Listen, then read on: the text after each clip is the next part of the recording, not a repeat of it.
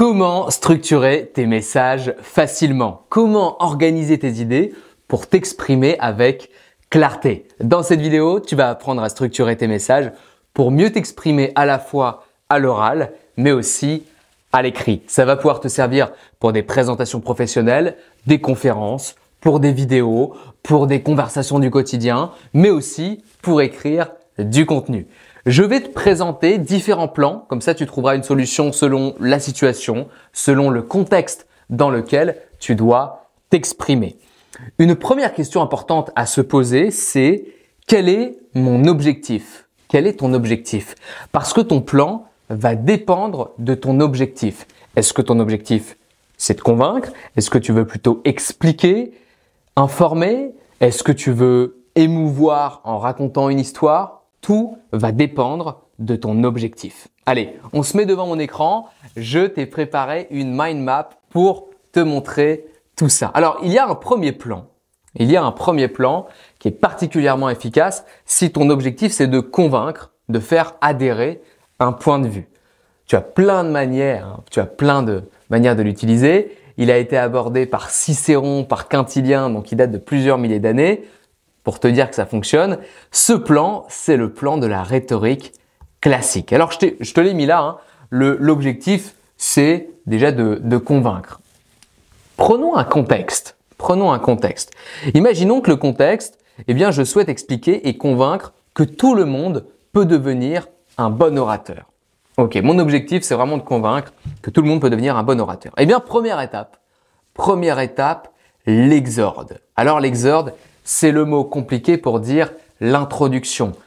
Parce qu'on aime bien un peu se la péter en rhétorique. Mais si tu veux, retiens que c'est l'introduction. Quoi dire, quoi faire, tu vas me dire, durant l'introduction? Première étape, capter l'attention. Première étape, capter l'attention pour faire en sorte que le public soit avec nous.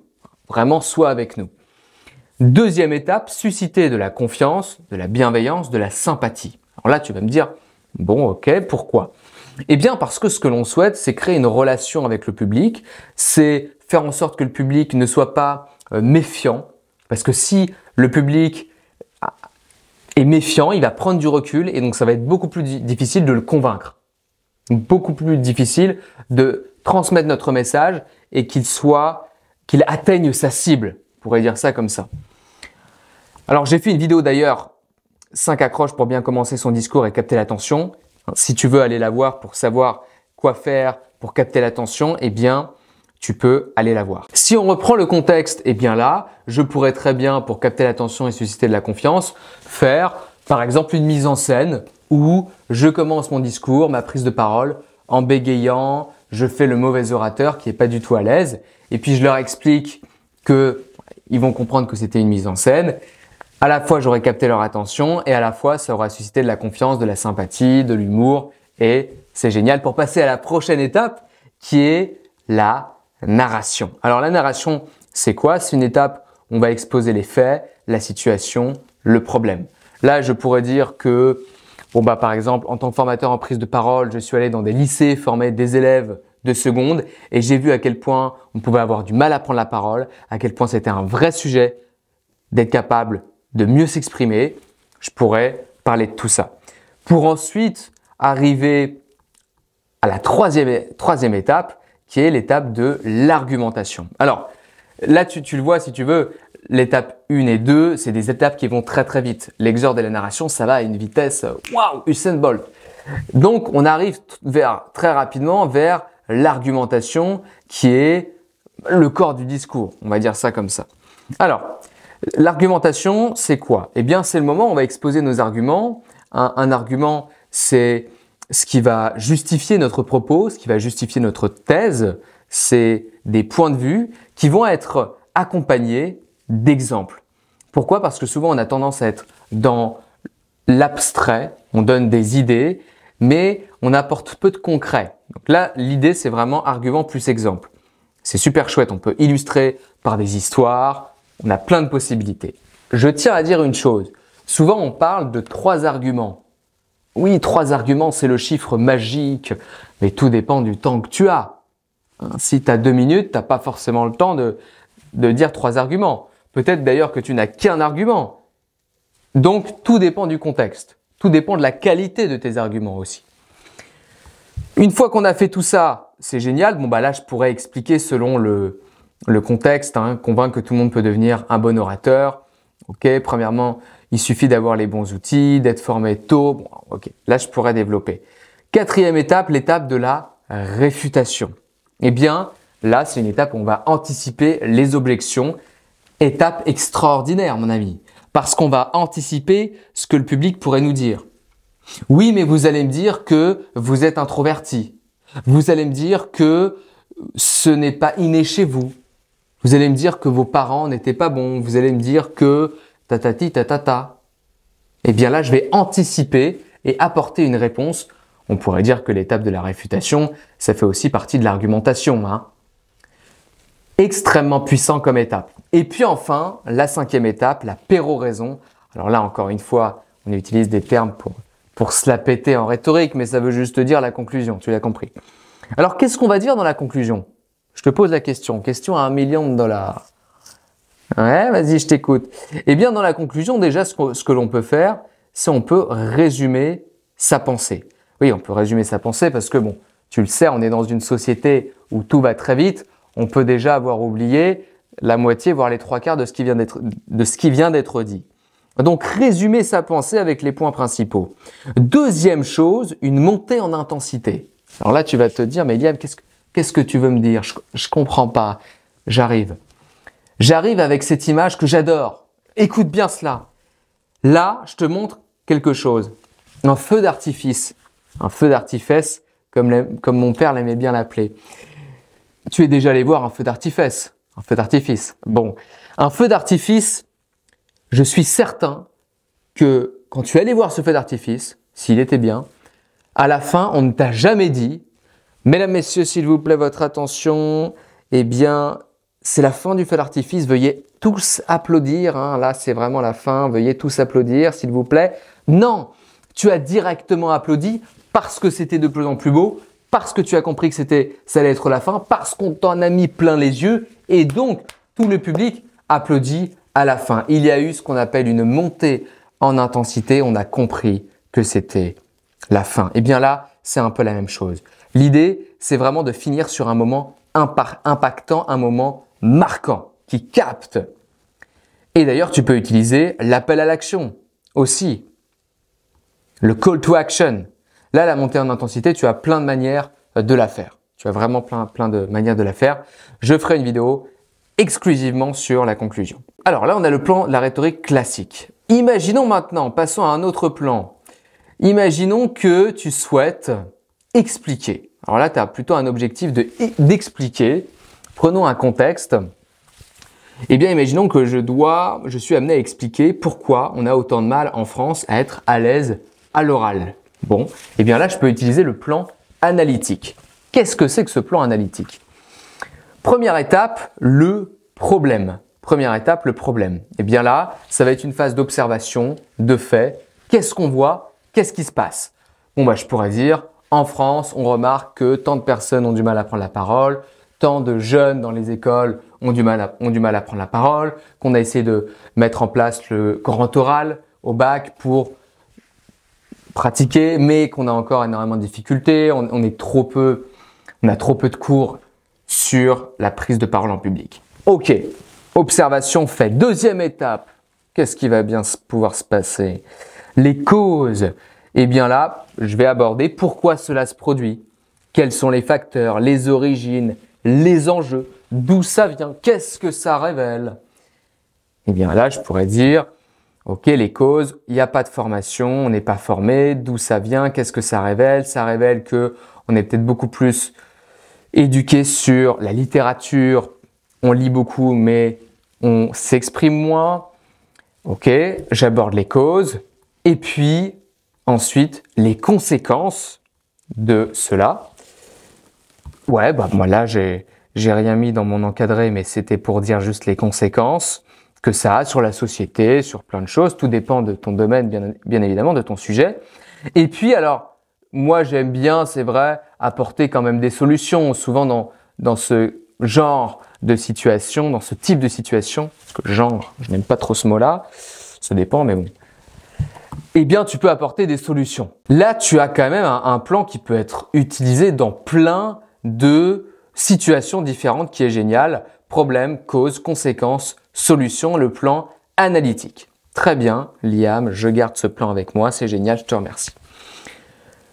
Autre plan, imaginons, et là j'ai mis un contexte, je suis amené à expliquer voilà, quelles sont les compétences d'un bon orateur. Je veux expliquer, et bien là je peux utiliser le plan énumératif.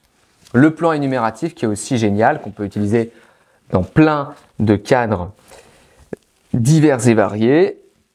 Première chose, introduction. Bon bah là je capte l'attention, on l'a déjà vu avec le plan de la rhétorique classique. Et puis je vais énoncer aussi mon idée directrice, mon idée principale. Bon bah vous allez découvrir X principes, 5 principes pour bien parler en public, 5 compétences d'un bon orateur. Très bien. Ensuite, je vais dans mon développement. Je vais lister mes points. Bon bah par exemple, faire preuve de clarté, de congruence, de cohérence, de présence. Là, je développe mes points par rapport à mon sujet. Toi, ça va être sûrement un sujet qui va être complètement différent. Je liste mes points, mes caractéristiques. Et puis, conclusion, je vais résumer ma pensée. Je vais faire un rappel de mon idée directrice. Et puis d'ailleurs, moi, je peux aussi faire un appel à l'action, le fameux call to action en anglais. Bon, bah là, on a un plan qui est assez classique. Intro, développement, conclusion. Et là, tu peux t'amuser avec ce plan-là quand tu souhaites expliquer. Ensuite, on va avoir un autre plan. Contexte. Imaginons, je dois expliquer les bénéfices d'apprendre à bien s'exprimer. Eh bien là, je peux utiliser le plan par thématique. Le plan thématique qui peut être utilisé dans le but d'informer, d'expliquer. Donc, tu as vu, là, on a différents plans pour expliquer. À toi de voir après quel est le plus pertinent, celui qui te parle le plus. Eh bien, là, par exemple, je pourrais dire les bénéfices, il y aurait des bénéfices sur un plan professionnel. Dans ce plan-là, je pourrais parler du plan commercial, managérial, économique. Et puis, je pourrais aussi expliquer sur le plan personnel. Donc, il y aurait des bénéfices sur le plan des relations amicales, relations amoureuses. Ok, bon là, tu le comprends, je pense très simplement, c'est un plan par thématique. Donc, on va avoir différentes thématiques. Ok, très bien Liam, j'ai compris, on passe au suivant. Autre plan possible. Alors, contexte. On me demande, moi tu sais que je suis présentateur d'événements, animateur, maître de cérémonie, je suis amené à présenter plein de types d'événements. On me demande comment j'en suis arrivé à être présentateur d'événements. Liam, comment tu as fait? Explique-moi, explique-moi. Eh bien là, je peux utiliser le plan chronologique. Alors le plan chronologique, encore une fois, le but, ça peut être d'expliquer. Là, si je dois expliquer, je peux utiliser mon plan chronologique. Plan chronologique, ça va être assez simple. Début, milieu, fin. Si je reprends mon exemple, eh bien moi, je pourrais dire, en 2022, je participe à un concours de prise de parole avec Eloquentia. Aventure extraordinaire parce qu'on me dit que je vais aller loin, je suis le favori, mais je me fais éliminer au premier tour. Ciao Liam, à bientôt, à jamais.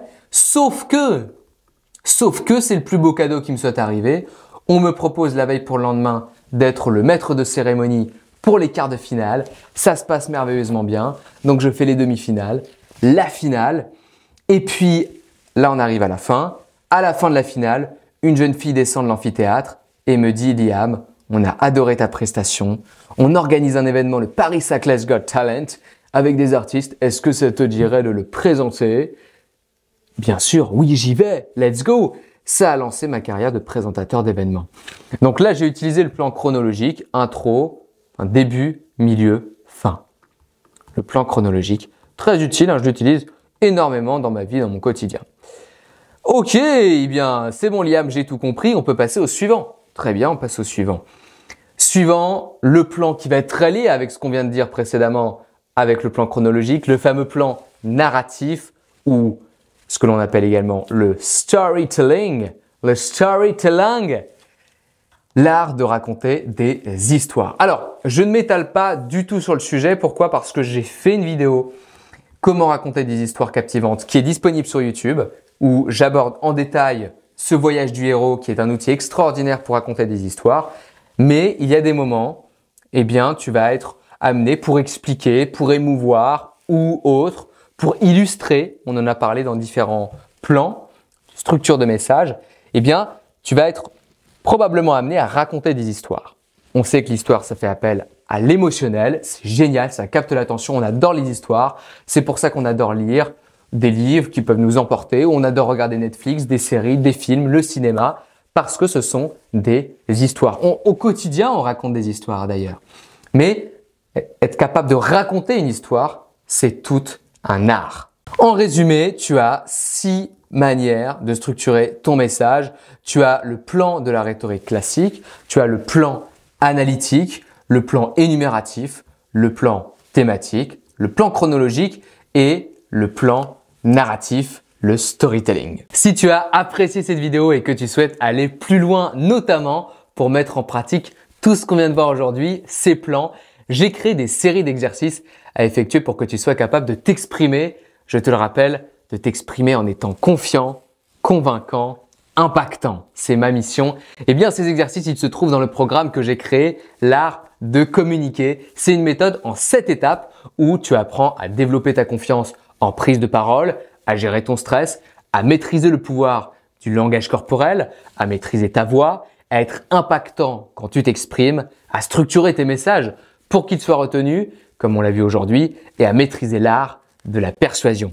C'est très complet, je te mets le lien en description. Autrement, si tu souhaites prendre un appel avec moi pour discuter de tes besoins et voir si des cours individuels, ça te conviendrait, c'est quelque chose qui te parle, eh bien c'est aussi possible. Tous les liens sont en description. Enfin, si tu as apprécié cette vidéo, je suis certain que tu apprécieras cette vidéo. Je te la mets juste ici.